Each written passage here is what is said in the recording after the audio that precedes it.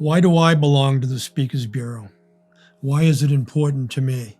Well, I did see it as a tremendous opportunity to help find a solution for this cure. In my own case, if I had been diagnosed early on, even back when I had carpal tunnel, if patisiran or the other drugs that we have available to us now existed, they would have been able to treat it then, and I wouldn't have the other ailments to contend with. So it's very important to me that the word get out to the medical community so that other patients can be diagnosed at a much earlier stage of the disease.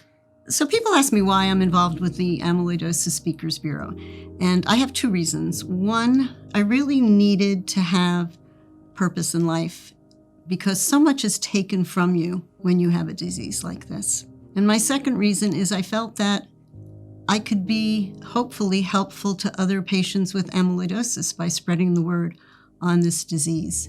I became familiar with the Amyloidosis Speakers Bureau through a fellow patient who was a co-founder of the Speakers Bureau and sadly has since then lost her life to this horrible disease. I was in the early stages of my own journey, and I spent a lot of my time simply trying to survive and try to make something meaningful of what had befallen me in my life, quite unexpectedly. I knew that early diagnosis would be the key to early treatment and the key to survival for patients like me. And it made abundant sense to me that the Speakers Bureau would be presenting to medical students and medical residents who would, after their training period, go out into the medical world into a variety of specialties, which I found intriguing because amyloidosis affects so many different organ systems. And we could get the word out through these students and educate them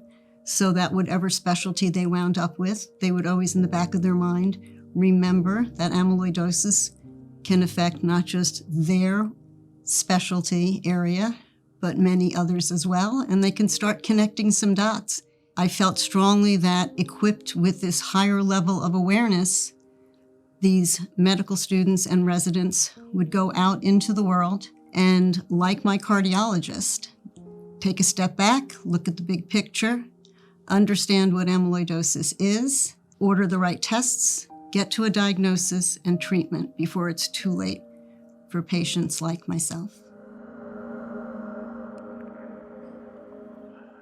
Why do I think my role with the Amyloidosis Speakers Bureau as a patient educator is so important to a medical education? It presents things that you can't read about in a textbook or see on a PowerPoint. It presents the human side of things, the emotion, the anxiety that I went through and all patients go through prior to diagnosis, wondering what's going on. And there's also tremendous emotion when you are diagnosed, when you have to absorb and understand the gravity of the situation.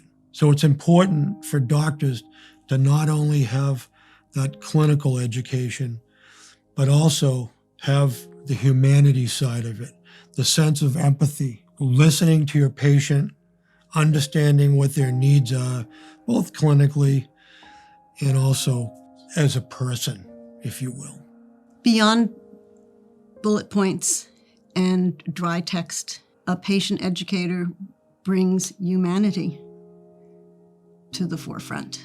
Patient educator gives the medical community an opportunity to see and to hear firsthand what it is like to have this disease, what it is like to go through sometimes years and many different doctors to get to a diagnosis, what it is like to be treated, and how hard it is sometimes, to stay hopeful and optimistic. It simply humanizes the condition.